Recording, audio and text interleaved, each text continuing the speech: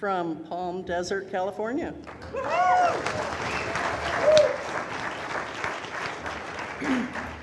Hi, everybody. My name is Pat, and I'm an alcoholic. Hi, Pat. And I'm glad to be here, glad to be sober. I love Alcoholics Anonymous. I'm sorry, I have to take this off. It's beautiful. I thank you for it, but the smell is making me a little nauseous. It's a lovely thought. Getting off to a good start here. I love being sober.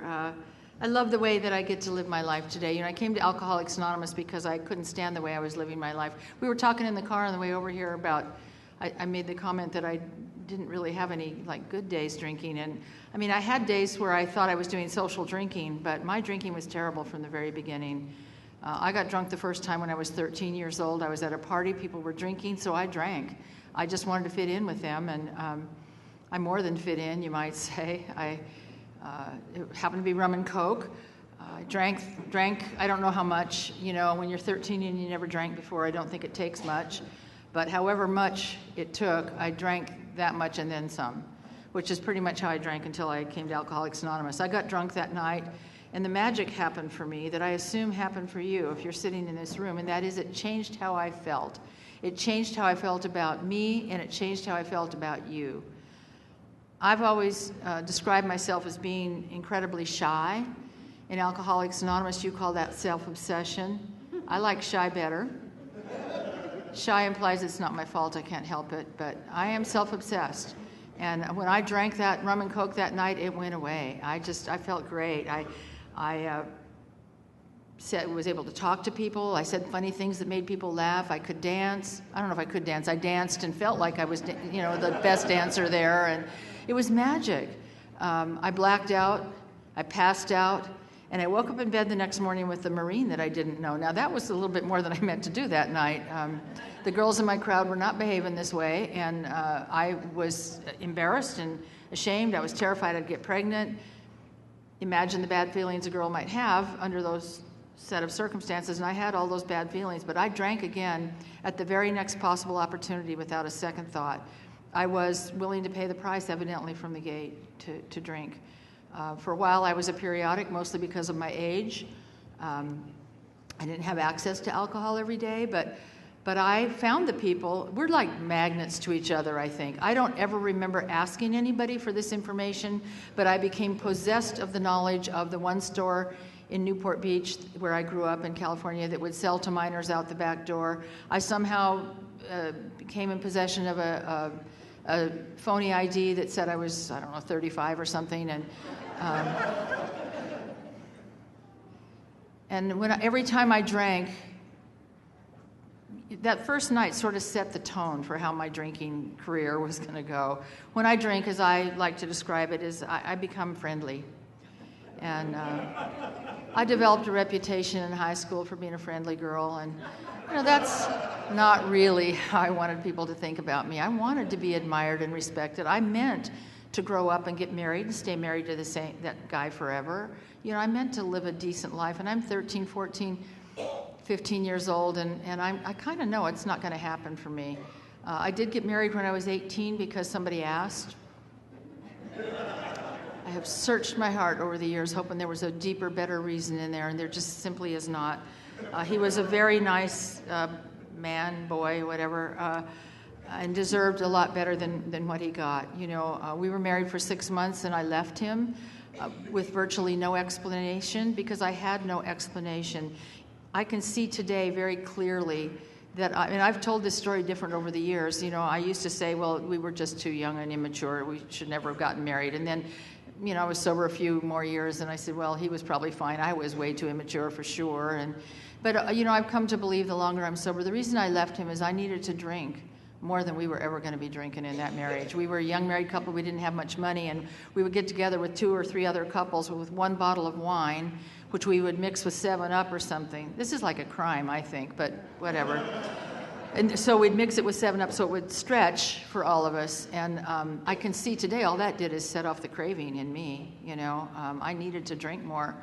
I was, as our big book describes, restless, irritable, and discontented. No question about it. Anyway, I left him, and I moved back in with my parents briefly and kind of got my financial situation together, and I moved up to Los Angeles, which is about 50 miles up the road, and I got a job, and I think it was 19 now, and I got a job as a secretary in a trucking company, and I behaved at that trucking company exactly the way I'd behaved in high school, which is to say, before I left that job less than a year later, I knew most of those truck drivers in the biblical sense. My father was vice president of that company, which is how I got the job. I caused him a lot of embarrassment there. He called me one day and tried to talk to me about my behavior. You know, I can't even really think about it myself too closely. I definitely cannot talk to my father about it. And so I said some terrible things to him on the phone that day just so he'd hang up.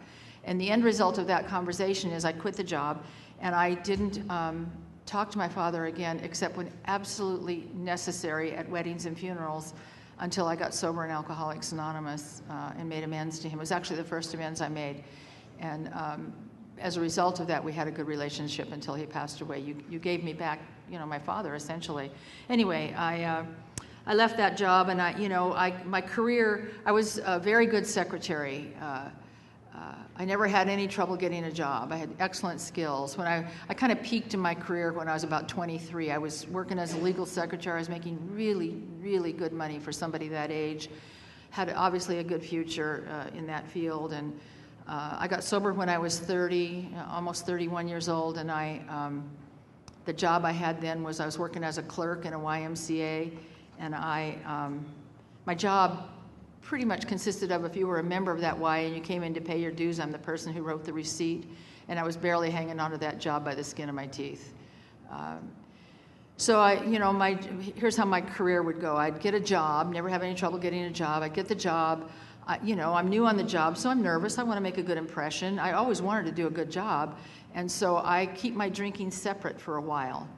And 2-3 months go by, and I know they're very happy with my work, and they're pleased that I'm part of the company, and it's all rosy, and then I relax. And now my drinking is sort of creeping in here. Now I'm drinking at lunchtime, and now I'm drinking after work with the boss and the clients and the coworkers, and now I'm sleeping with everybody, or their spouse, I don't care, and I obviously create a big mess at this company, and I must leave. And, I've left jobs after office Christmas parties without going back to clean out my desk because I knew I could not face those people in the light of day after what I just did last night. I've left sweaters in law firms all over Los Angeles, this is driving me crazy. Here's how I drank. I went out with my boss and my coworkers one night, and we were bar hopping around downtown LA, and I think we were all drunk, but I was obviously drunker than anybody else in our little crowd because when we wound up in the strip joint, I was the only one who auditioned for a job. It's not my fault. I know you'll understand when I explain this to you. The stage was like here. We were sitting at this table right in front of the stage, and I had excused myself from the table to go to the ladies' room, which was down the hall behind the stage, and I bumped into the owner of the bar in the hallway, and I have this vague memory of making some derogatory remarks about the caliber of his entertainment. And he said something along the lines of, well, if you think you're such hot stuff, which apparently I thought. So a moment ago, I was sitting at the table here with my boss and my coworkers dressed more or less as I am dressed now. And moments later, I was on the stage essentially dressed in nothing. And there was that moment when my boss's eye and mine met, when he realized who that was up there. Seriously, I will never forget the look on his face, ever. It was a moment. So I bet he remembers it, too. That's another job I quit without going back to clean out my desk the next day,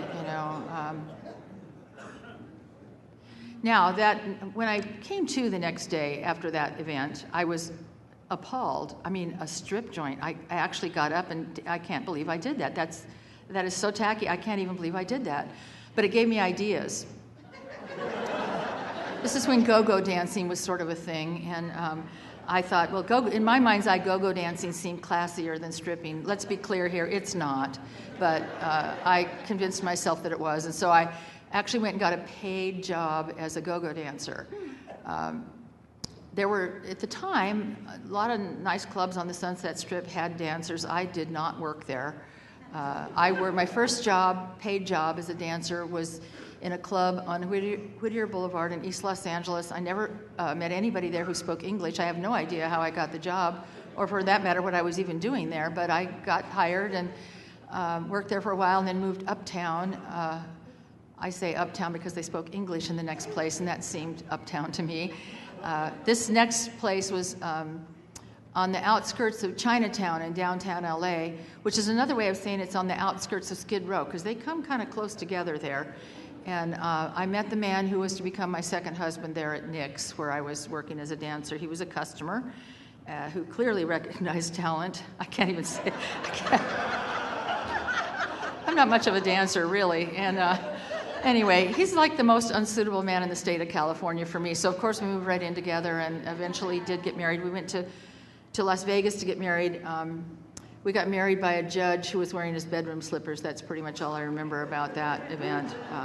So now I'm married again, but I'm a full-blown alcoholic by now, and I changed nothing. Even though I'm married, I changed nothing about my behavior. So now I'm cheating on my husband all the time, and as you might guess, that caused some problems in our marriage. He drank. I mean, I met him in a bar. He drank, but he didn't drink as much as I did, and my drinking, not even so much my drinking, but my behavior behind drinking got to be this big topic of conversation around our house, and we had a lot of trouble in that marriage, all caused by my behavior. There was some, I don't always say this because it's sometimes misunderstood, but this is my story, so I'm going to say it. You don't have to give me your opinion after. There was some violence in that marriage because of my behavior. Now, let me be clear, I don't ever think there's a valid reason for a man to hit a woman. However, when I got sober in Alcoholics Anonymous and stopped cheating on my husband, the violence in my house stopped. I like to say that because, you know, when I came to you, I really thought I was the victim. I mean, if I wouldn't, these things wouldn't be happening to me if it wasn't that husband. I wouldn't be like this if it wasn't for my stepfather and the things that went on in my house when I was growing up. It's not my fault. If it's not my fault, I'm doomed, you know. I have the choice here to live my life a different way, and I've chosen for the last 43 years to do that, and I'm so grateful for Alcoholics Anonymous. Anyway, end of my soapbox there.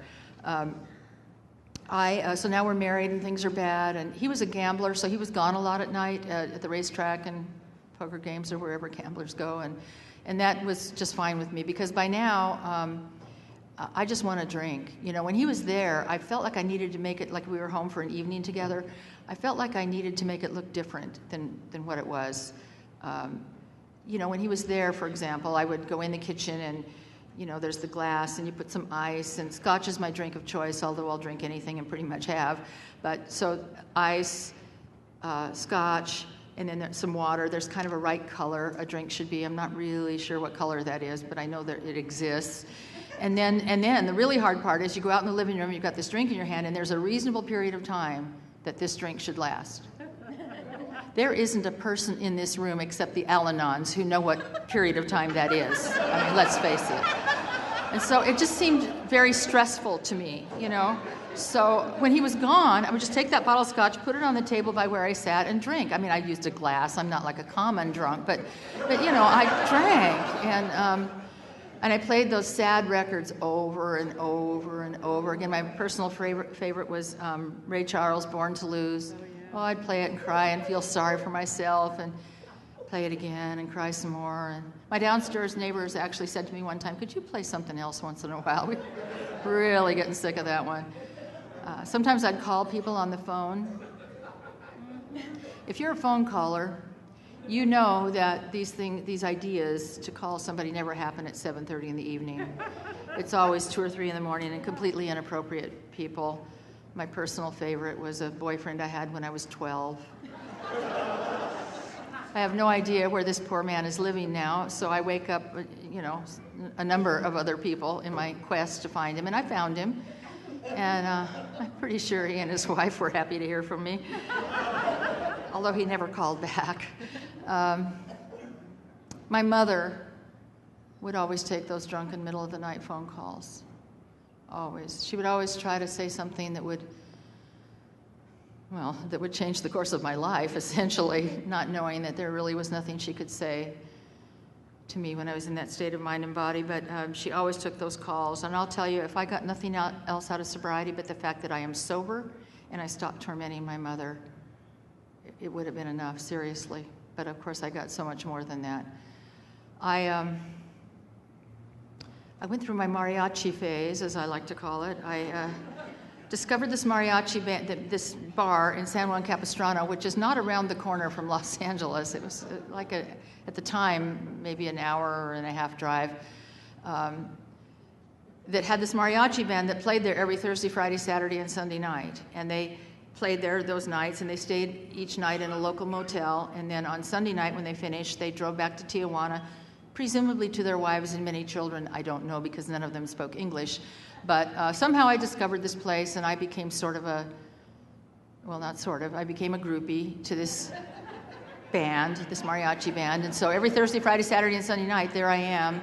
I would go in, the bartender would take my purse and put it behind the bar, because you know how we are, ladies, we lose things, so he would take my purse for safekeeping, and I would sit at the bar and drink and request the sad songs, and there was a dance floor where the patrons of the bar could dance, and at some point during the evening, one of these mariachi players would put his instrument down and ask me to dance.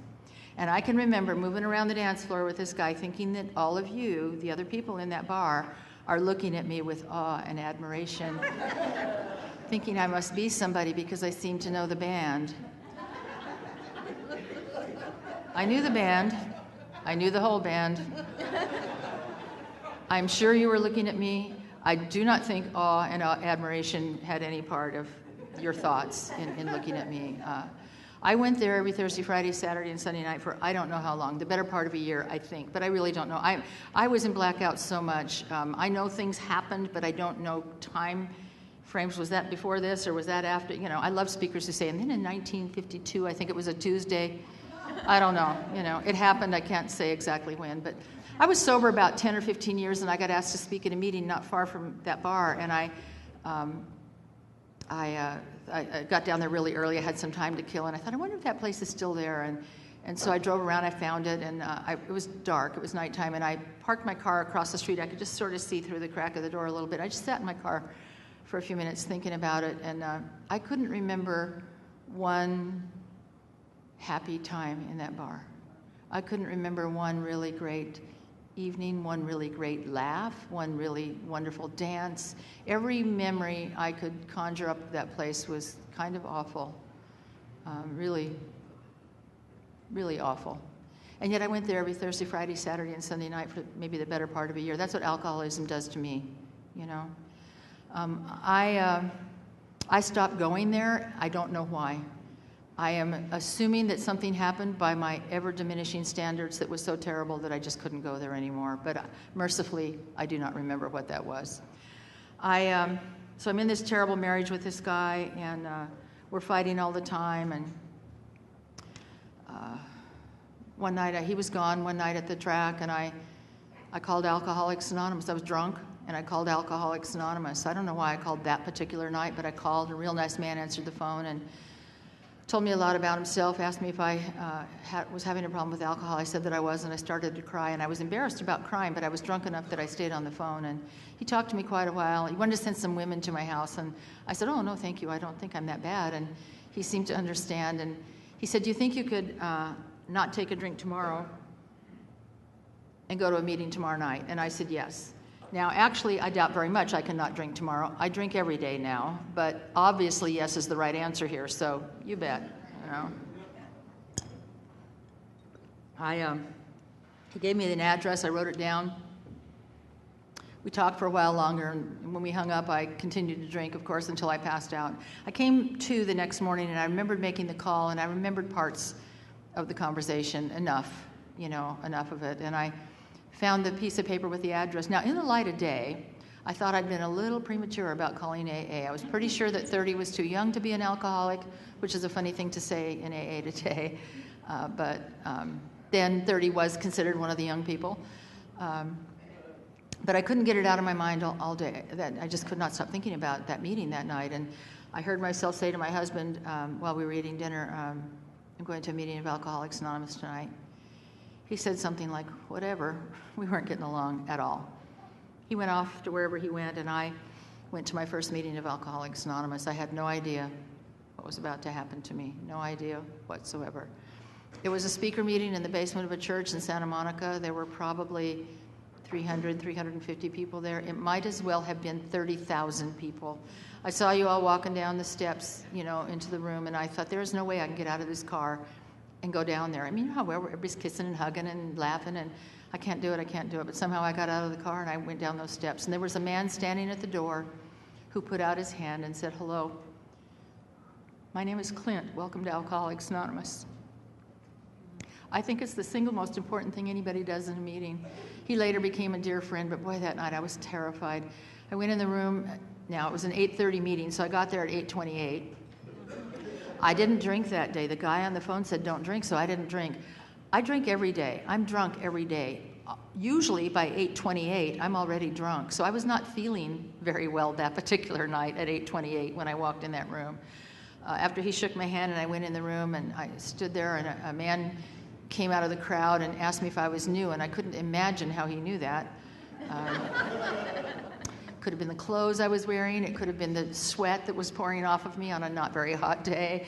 The look in my eyes, who knows? But anyway, I acknowledged that I was, and he got me a big book and a seat in the back of the room, and the meeting started. It was a speaker meeting, and the speaker that night was a man by the name of Norm Alpe, and I heard him. I love saying his name from the podium because you can pick out the old-timers in the room right away when you say his name. I heard him. We actually drank in one of the same places many years apart. He was a much older man than I, but I remember laughing really, really hard at something he said, and I was aware of that I was laughing, and I couldn't believe it. I remember thinking, wow, there's something here. There's really something here. The minute when the meeting was over, we all stood up and held hands and said the Lord's Prayer, and at the end when they said, "Keep coming back," these two nice people on either side of me squeezed my hand. I thought that was the nicest thing. I did not know the whole room was doing that. I thought it was just these two people, and I was very touched. But the minute they dropped my hands, I was out the door. I'm like stark raving sober here. I cannot chat with you after the meeting. I don't chat sober. I'm done here. So I shoot out the room with my big book and I go home. I used to say that I sat up all night reading the big book. And I believed that when I said it. But here's the truth. I opened the book and, you look at the chapter headings first. So, we agnostics, I believe in God, so I don't have to read that chapter. To the wives, I don't have a wife, so I don't have to read that chapter. To the employer, I'm not an employer, so I did not read the book, but I sort of did that, I did read the first page of Bill's story, and I underlined something on that page. I don't remember now off the top of my head what it was, but that's the only thing that I know. I only read the first page of his story. But anyway, I've been to that meeting. I got some phone numbers at that meeting. I did not call you. I don't know you. Why would I call? What would I say? I don't know you. And so that was a Saturday. I didn't drink again until Friday. 6 days in a row, I was sober. I couldn't believe it. Every day I thought, wow, AA really works. This is great. And then on Friday night, I was drunk. And I couldn't believe it. I'm in AA. I can't be drunk. Well, I wasn't in AA, and I was definitely drunk. And I went back to the meeting Saturday night, and I raised my hand for being under a week of sobriety again. And I got some more phone numbers, and one of these ladies said, "You might want to actually call one of us." And I drank a couple more times that week, and I called that woman who said that to me. And I was drunk when I called her. And she said, "You might want to get a sponsor. You're just not doing very well on your own." And most of us have found sponsors to be pretty useful. I did not know what a sponsor was, which is just as well, because I wouldn't have probably done it. I said, what's a sponsor? How do you get one? She said, "I'll be your sponsor." Her enthusiasm for that should have been a clue to me that maybe there was something coming I might not like. I don't know. I missed it totally. Okay, what do I do? And she said, "Do you have a big book?" I said, "Yes." And she said, "Meet me tomorrow night early before the meeting and bring your big book and let's talk." Tomorrow night was a Thursday. That's not meeting night. But somehow I sensed I shouldn't point that out to her, And so I met her the next night. That was August 28th, 1975, and my life began. The first thing she did is she took my copy of the big book and opened it to the front cover and told me to write that day's date in there. I did. And she said, "That's your sobriety date." I remember thinking, shouldn't have done that in ink. I think that's going to be... It is my sobriety date. The next thing she did is I still have that book, and it's so funny, the handwriting looks like a 12-year-old, seriously. I mean, I can't even, whatever. Anyway, the next thing she did is she took the meeting directory that lists all the meetings in the area, and she circled the meeting for every night of the week. I'm like horrified watching her do. She's on Monday, we go here, and oh, you'll like this meeting. I said, excuse me, I'm a married woman. My husband's not happy I'm at this meeting tonight. I definitely can't go to one every night. That's completely out of the question. I can't do that. And she said something really gentle and soft. That's my memory. I can't be true because she was never gentle and soft again. But my memory is she was gentle and soft that night. And she said something like, well, perhaps you can do it with less meetings. But if you want me to be your sponsor, I assume it's because you want what I have. And if you want what I have, I only know one way to get it, and that's to do what I do. And this is what I do. I didn't see it then. It is so clear to me today. My life hung in the balance in that conversation. And it is amazing to me all these years later, every time I say it, I agreed to do what she was asking me to do, knowing full well it was going to cause me a lot of trouble at home. Knowing that, I said, okay, I'll do it. If you're new, this is important. I didn't do it. I didn't say it happily, and I didn't do it happily, but I did it, and that's why I'm standing here all these years later, sober. I started going to meetings every night, and I was right. My husband didn't like it. He thought that I was coming to Alcoholics Anonymous to meet men. Now, it's true that I'd been cheating on him all the years we'd been married. It's also true that I'd noticed there were men in AA, and I was not opposed to getting better acquainted with some of you gentlemen. But none of the men in AA appeared to be interested in me, which hurt my feelings. And it also really made me mad that my husband was accusing me of something I was not actually doing right at that minute. You know, how dare you? So we had a lot of trouble. We fought every night before I went to a meeting. It was my life was so boring then. I'd go to work, I'd come home, we'd have dinner, we'd have the fight. I'd be sobbing hysterically from the fight. I'd get in the car driving to the meeting, sobbing from the fight. My sponsor told me I had to get to every meeting 1 hour early, not 55 minutes early, 1 hour early. And I was to have early commitments at the meeting, like setting up the chairs or doing the cookies or making the whatever, you know, something that you do before the meeting. And I was to get there 1 hour early and do my commitment and then circulate throughout the room once I finished my little job and shake hands with people as they arrive and ask them how they are as though I care. And get 3 phone numbers of women that I don't already have. And the next day following the meeting, in addition to calling my sponsor, call these 3 women whose phone numbers I got last night. So I come home from work, we have dinner, we have the fight, I get in the car, I'm sobbing hysterically from the fight. It's a miracle I wasn't killed in a car accident driving to the meeting because I sobbed all the way to the meeting. I'd get to the meeting and I'd slam the cookies around in the kitchen or whatever my job was, and then I'd sobbing, and then I'd work the room, and it'd be like, hi, Danny, how are you? And Danny, of course, would say, fine, Pat, how are you? And I would tell him, you know, with great dramatic sobs until his eyes would glaze over, and then, hi, how are you? You know, that's what I did for an hour. It was painful for me, and I'm sure for everybody in the room. I didn't have any trouble getting the 3 phone numbers because I had no conversational skills, none. Absolutely none, which is not surprising. When all you do is drink, you have really nothing to bring to a conversation, you know. So I'm working the room, and I would say hello to a woman and introduce myself and say, I'm new. My sponsor said I should get 3 phone numbers every night. Could I have yours? And this is conversation. I can do this because we have some business to transact. And then she would say, oh, sure. And then I would always not have a pen or a piece of paper, so I would have, excuse me, I'll just go find a pen. And so I'm taking up time here. You see what I'm doing here? I'm like killing time. And anyway, I'd get the 3 phone numbers. Now it's the next day after the meeting, and I've got these 3 phone numbers here, and I'm supposed to call you. And I don't know you. I don't know what to say to you. I'm terrified to call you. I was literally drenched in sweat, sitting by the phone, thinking about making the call. Finally, I'd take a giant inhale, I'd dial your number, you'd answer, and in one long exhale, I'd say something like, hi, my name is Pat. I have long brown hair and glasses. I met you at the meeting last night. I'm new. My sponsor told me I had to call 3 people every day, and you're one of them, so how are you anyway? Now, I don't know if they understood a word I said, but they all seemed to get that I was new, and everybody was kind to me. Everybody was kind. One woman, Mary Ann, actually made me laugh in that in my first call to her. I was maybe 2 weeks sober. She remains my dear friend to this day, and it started with that phone call because I was not laughing, folks, at all. I just kept coming to meetings. I learned the most important thing I've learned in all these years. When I was about 3 months sober, I was working the room, as I just described to you, and I went up to this guy, Larry, and he asked me how I was, and I started to tell him, and he cut me off in mid-sentence. He said, "Oh, I don't want to listen to that. Why don't you go find a newcomer to talk to? Perhaps you'd feel better." And he pointed to a girl in the back of the room. He said, "That girl in the red dress is at her very first meeting. Why don't you just march over and say hello?" I remember thinking that I didn't care if the girl in the red dress lived or died. I wish Larry would die. But I knew if I didn't do it, he would tell my sponsor. So this won't take but a moment.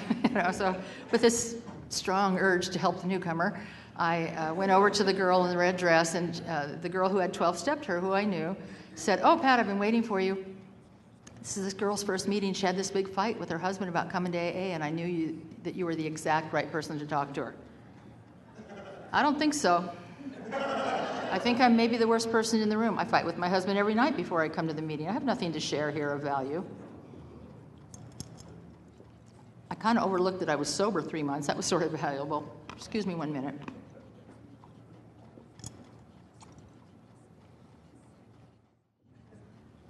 But I'm thinking this, and at this, you know how you have split thinking sort of. At the same moment I'm thinking, I got nothing here. I'm thinking, this is this girl's first meeting. I should try to be positive here. And I opened up my mouth and I heard myself say, "Keep coming back, it gets better a day at a time." Now I've just lied to a newcomer.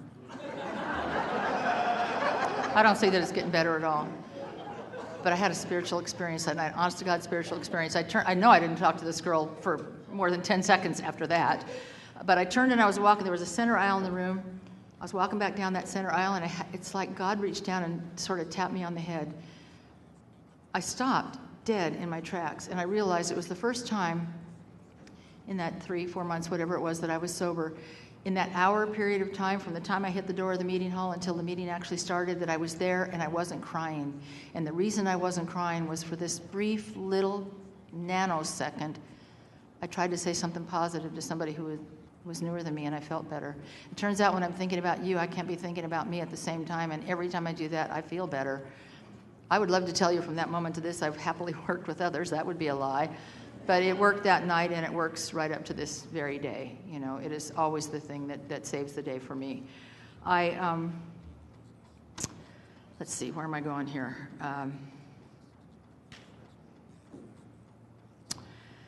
My husband and I are fighting all the time, you know, and I can't understand it. I mean, I'm working this spiritual program now. The problems in this marriage must be his fault, because I'm working a spiritual program. Not exactly working one at home. But with an attitude like that, it was inevitable that I would meet a man at a meeting who looked good to me. Actually, I'd met several, but one who looked back. I was about 10 months sober, and the gentleman in question was about 10 minutes sober. I saw him when he came through the door the first time. He had a Fu Manchu mustache and a shaved head. My heart started to pound. I leapt across a couple of chairs to introduce myself to him, and my sponsor noticed and did that thing sponsors do, you know.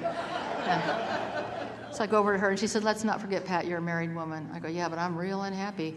And she said, "Nonetheless, you are married, and as long as you're married, I expect you to act married." I do not see this as a problem. I'll get divorced. And she said, "No. We in Alcoholics Anonymous think it's a good idea not to make major moves in our first year of sobriety. You just stay married and act married." I was obsessed with this man.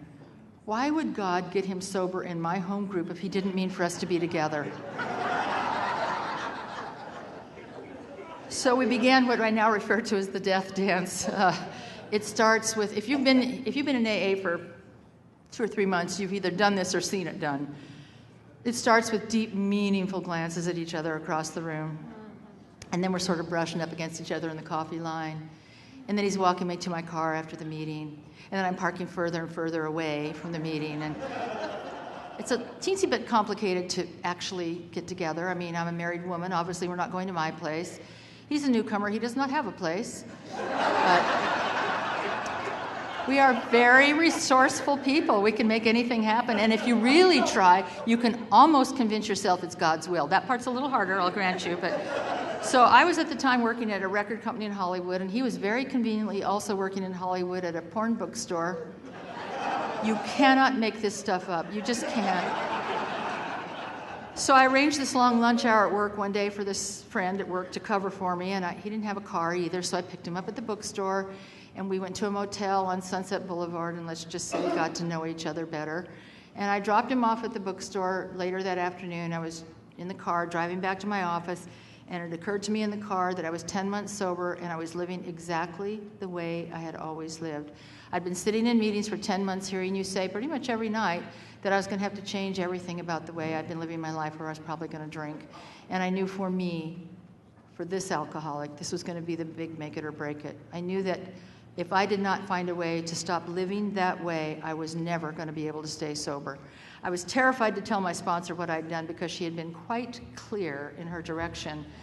But I don't want to drink, so I told my sponsor that night what I had done. And she said, Pat, I don't think you're a woman who could cheat on her husband and stay sober, and you didn't have to pick up a drink today to find that out. You don't have to live that way anymore if you don't want to. Okay, I don't want to. I never wanted to, drunk or sober, I never wanted to live that way. I don't see how you're going to help me here. I don't get it. I just don't get any of this. Here's what I did. A day at a time, I stayed away from that guy. That's it. Newcomer, you wanted something more, didn't you? Deeper, more meaningful. I did. I know I did. A day at a time, I didn't drive by that bookstore. A day at a time, I didn't take his calls when he called me. A day at a time, I didn't call him. A day at a time, when I saw him in meetings, I shook hands with a locked elbow. If you're new, this means we never got closer than the entire length of my arm. Hello, and I kept moving. I thought I should explain to him what was going on. Fortunately, I ran that idea by my sponsor, and she said, oh, he'll get the idea. No. I really heard for the first time in the 10 months that I'd been sober that line that is read in almost every meeting I go to, half measures avail us nothing.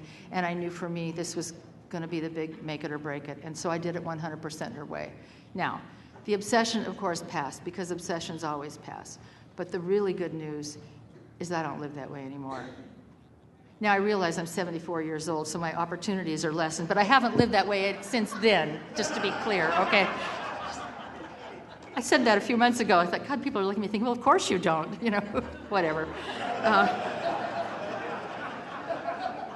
I like to tell that story for another reason. I think I mentioned that my friend at work covered for me that day. She knew where I was going and what I was doing. In fact, we talked about it after I got back to the office. Not long after that, I got a better job. I left that company and moved on, but I stayed in touch with that woman. We would have lunch occasionally, and about a year later, I heard through a third mutual friend that this first lady's husband had developed a drinking problem, and she had taken him off to some church in the hopes that his drinking problem might be resolved. And when I heard that, I thought, well, that's weird. I wonder why she wouldn't go to Al-Anon or try to get him to an AA meeting. I told her a lot about AA. What I showed her about AA is that it's a place where people cheat on their spouses. I don't imagine she would be too keen to have him go there. It really made me think for the first time in my sobriety that those traditions have something to do with me. I'd just been hearing them vaguely as AA as a whole, the group as a whole, whatever, us as a whole. I am part of the group. I am part of AA as a whole. This is a program of attraction, and I did not make it an attractive place for that family to go. I hope he got sober someday, but if he did, it is in spite of me, not because of me, for sure. It really made me conscious of the fact that if I'm going to let people know I'm a sober member of Alcoholics Anonymous, I have an obligation to behave in a way that would make it an attractive place for them to come or to send somebody that they love. I can't tell you how strongly I feel about that. Anyway, my first sponsor drank when I was a year and a half sober, and I got a new sponsor right away. She was sober a long time, and the first thing she said to me is, I've watched you whine and complain about your husband since you got here. She said, you owe a lot of amends to him. And the Big Book of Alcoholics Anonymous is pretty clear on these difficult amends. It says you can't make direct amends when to do so might injure that person or others, so you can't just run home and confess that you've been unfaithful all these years, and that's not an amend. That is not an amend. She said, I would suggest that a day at a time you act as though you're a kind and loving wife. Just pretend that you're a kind and loving wife. The first direction she gave me was every day when he came home from work, I was to ask him how his day was and listen while he told me. And my direction was to listen for a minimum of 10 minutes. So I actually kind of checked my watch, and so how was your day? And he was a little surprised that I was asking, but he said something that had happened to him at work. Now, I didn't know, I had never had any interest in his work or the people at work, but he told me something that had happened to somebody at work, and when the 10 minutes were up, I left the room. But when I was driving to the meeting that night, I wasn't crying, and I didn't understand why. We had the same fight we always had before I went to the meeting, but I know today I wasn't crying that night because I'd finally taken my focus off of the problem, and now I'm busy in the solution. And whenever I get busy in the solution, I always feel better, regardless of what the status of the problem might still be. After a while, it became a real conversation. I mean, I would say, hey, whatever happened to Fred's little sick baby you told me about the other day? Is she better? We're having a conversation, and it's going on longer than 10 minutes. And, that's just one little example of, the kinds of direction she was giving me. And I started watching couples in AA, how they treat each other. We have both good examples and bad examples here. I tried to take some of the good stuff home and practice it in my home. It sounds like it all just went great when I'm at the podium summarizing, so to speak, but, good days, bad days, you understand. But one day I was on my knees thanking God for my sobriety one evening, and I realized I was comfortable in that house with that husband. And it didn't happen that day. It had already happened. I don't know when it happened. This is the biggest problem in my life, and I missed when it ended. I remember thinking that these steps are phenomenal. This is great stuff. I got back down on my knees that night, and I said thank you to God, and I wasn't even really sure what I was thanking him for. I wasn't even sure what the feeling was, but I said, God, I believe if you mean for me to stay married to this man, I could do that and stay sober and have a happy life. Thank you. Not long after that, we found out that he had cancer. He was sick for 1.5 years, and he did die. I used to say it was the hardest 1.5 years of my life. That's no longer true, but up to that point, it was the hardest 1.5 years of my life. But it was also the best 1.5 years of our marriage. 100% it was the best 1.5 years of our marriage because of the fact that you taught me how to be a kind and loving wife. I was so glad that I had stayed when all of my best judgment suggested that I should leave. I'm glad that I was there and believable. You know what I'm saying? Like, he knew I was there because I wanted to be, not just because he was sick and dying and needed help. When he died, I went to this little chapel and made some funeral arrangements, and a couple hundred people from Alcoholics Anonymous took the afternoon off from work to be there. They did not know him, but they knew me, and they came, of course, to support me. And I realized sitting in that chapel that day that what my sponsor had promised had happened. I knew that I'd 100% made my amends to him, and I was so, so grateful that I had stayed. I remember thinking that is like the payoff for doing the work, you know what I'm saying? But it turns out that's not even close. God's vision for me, and I assume for you, is so much bigger than anything I can ever imagine on any given day.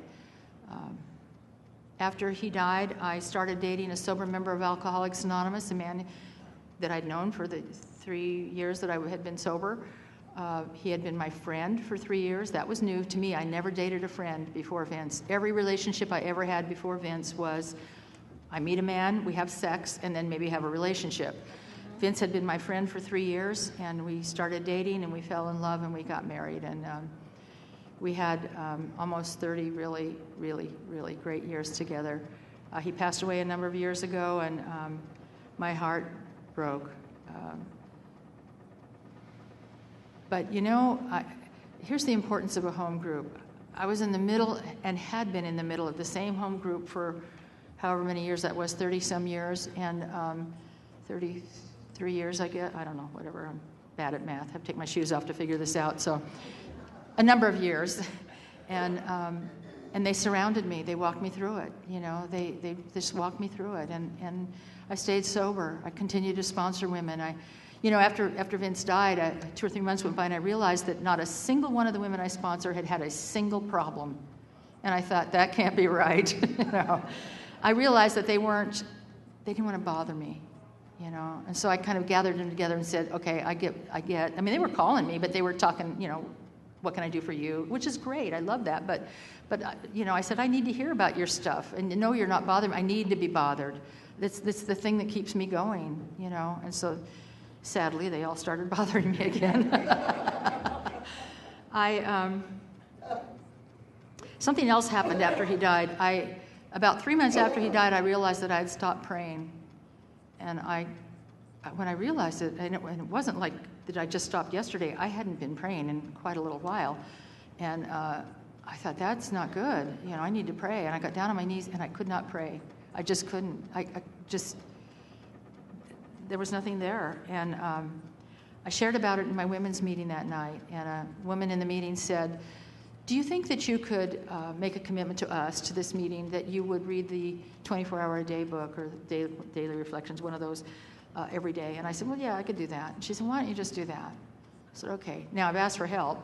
I got a solution, so I'm going to do it. I've been sober long enough to know that. So I started reading that daily page every day, and it eventually led me back to prayer.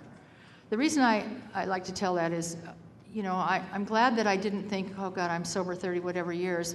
That's too long sober to bring up a problem like this in a meeting where newcomers are.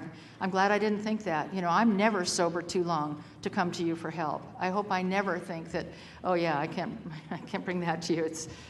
I got to be better than that.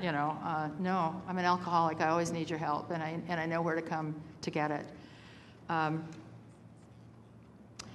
Shortly after Vince died, my mother became quite ill. We had moved her into an apartment next door to us for all of our convenience. She didn't want to live with us, so it was a perfect arrangement. She was right there, but not, in our place, and she had her own privacy, and it was great. It was a great arrangement. But she became quite ill, and she had to go to Pomona for treatment at a hospital 5 days a week. It's about an hour's drive away. And so I started getting off work early every day so I could drive her in the afternoon, and of course we were in traffic. And now, my mother was of one political persuasion, and Vince and I were of the other. And my mother was a very wise woman. She never one time discussed politics in our house. The whole time he was alive, never once did she talk politics. And she loved her son-in-law, and she wanted to continue that way. But now he's gone, and we're in the car every day. We're driving to Pomona, and she starts talking politics. I thought, what the heck? And I realized she thinks that now that he's gone, she can change my mind. Boy, did that make me mad. I mean, seriously? But I got it right away. I got this. I'd been making daily living amends to my mother for 30 whatever years that I'd been sober, for all that grief and anguish and worry that I caused her, the thousands and thousands of times that I broke her heart. It doesn't end just because I'm sober a number of years. It goes on until the day she dies. I don't get to argue with her about this or anything, really. So we're in the car. She's talking politics, and I'm saying things like, gee, Mom, I never thought of it that way before. Or, you could be right. Honestly, the veins are sticking out in my neck. And I'm thinking, I can't. And we'd get to the hospital, I'd settle her in her treatment thing, and I'd say, I'm just going to step out in the courtyard and call my office and see if there's something I need to be doing. I'd step out in the courtyard, and I'd burst into tears just from the strain of not saying anything. And then I'd call a friend on the program who'd kind of talk me off the rooftop, and we'd laugh, and I could go back and be with her. And I'm very happy to report that I think Mom believes that she had changed my mind before she died, and that kind of makes me happy. After Vince died, I continued to work for a couple more years, and then I retired 7 years ago from my job, and I moved from the LA area out to Palm Desert near Palm Springs. And I've always been a kind of a couch potato. I've had good intentions about exercising, but I just never could quite get it done, And now I'm retired. There's virtually no reason why I can't do some exercise here. None. So I started taking, some little walks around the neighborhood. And a friend of mine in the program, who's a woman, who's a major backpacker, said to me one day, have you ever heard of the Camino de Santiago? And I said, no, I have not. And she said, go home and Google it, and then call me and tell me what you think. So I went home and Googled it, and I called her, and I said, I want to do this. The Camino de Santiago, for those of you who are not familiar, is a spiritual pilgrimage in Spain. It actually starts in southern France. It's a 500-mile walk. You start in southern France, you cross the Pyrenees Mountains, and then you walk all across northern Spain. The culmination of the walk is the cathedral in Santiago, where allegedly the bones of St. James are buried. This is important if you're Catholic. I guess I'm not. So Catholics originally started doing this 1,000 years ago.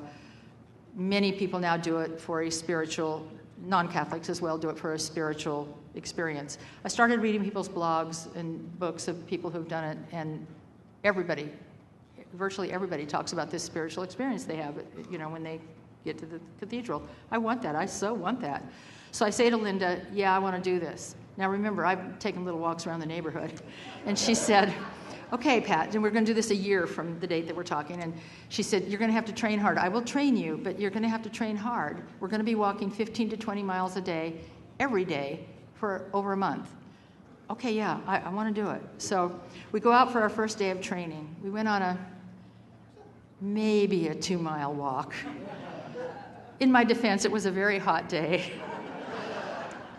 We get almost back to we're almost done. I can see the car. The car is like from here to the other side of the room. And I'm done. I mean, I'm done. I'm sitting on a rock, hunched over with my head between my legs. I've drunk all my water, all her water. I'm dying here. And she's standing over me and she's saying, but the car's right there, Pat. And I can't. Eventually, she drags me off the rock and gets me to the car, and we're driving home. And I say to her, you're probably thinking you picked the wrong person to do this little adventure with. And she said, no, it's your first day of training. You'll be fine. She told me many months later that she thought, oh my God, what have I done? This is never going to happen. I trained hard. I can't even believe when I talk about it that I did, but I did. A year later, we're laying in a hotel room in southern France. The French doors are open, and I can see the Pyrenees Mountains where we are going to be hiking tomorrow morning. And there's this terrible electrical storm going on. When I say electrical storm, I don't mean occasional lightning. I mean lightning. And I'm laying in bed thinking, we're going to die. We're going to die out there. Linda, on the other hand, who, amongst other talents, is a great photographer, is going, oh my God, it's so beautiful. You know, it's the difference between us. Anyway, the next morning at dark 30, there we were, hiking up the Pyrenees Mountains. And it was still can't believe it when I talk about it. So the third day, we'd gone about 14 miles maybe, and we had stopped to rest and take our shoes off for a while and, you know, have a little something to eat and drink. And now we're refreshed, and we get back up, put our shoes on, and we put our backpacks on. We start hiking again, and I said to her, I feel so good. I can't believe I'm doing this. I can't believe I trained hard enough to be able to do this. I can't believe that I am here with you doing this. This is the most phenomenal experience I've ever had in my life. About 5 minutes later, I fell. To make a long story short, after an evening in the emergency room in Pamplona, we wound up coming home. It was sort of an ill-fated trip. Her niece drowned that very day. She was going to continue on without me, but so we wound up coming home together. It was very sad. So I come home, and all my friends are saying, oh, Pat, I'm so sorry you didn't get your spiritual experience. Yes, I did. I totally did.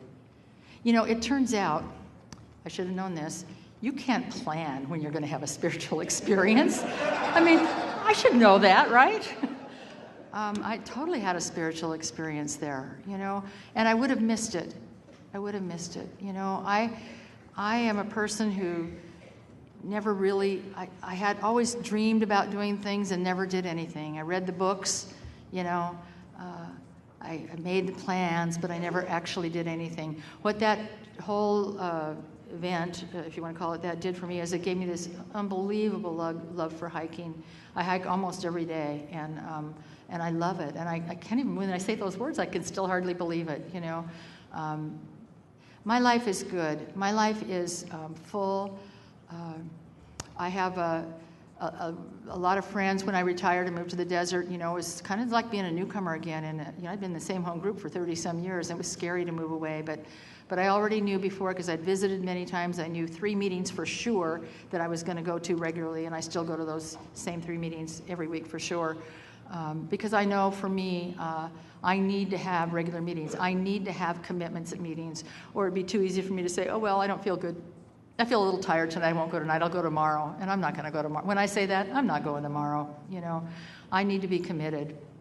I also, for me, I need to, I find that I need to, I don't know how to say this, spice up my program a little bit from time to time. A couple of years ago, I'd never been involved in H&I before. I mean, I'd gone on other people's panels, but I'd never had one of my own. And I started taking a panel out to a men's maximum security prison. And, you know, I thought, geez, you know, what do I have to say to these guys? You know, this is really uncomfortable. It was really out of my comfort zone, but it was a phenomenal year. I mean, I only stopped doing it because it was so hard to get. You can't just take anybody with you. They all have to fill out the 17-page, application, and nobody wanted to do it, and so I'm not going to go out there alone. I do know that, but I'm so glad that I had that experience, and then so after I gave that one up, I've been taking one out to the Marine base.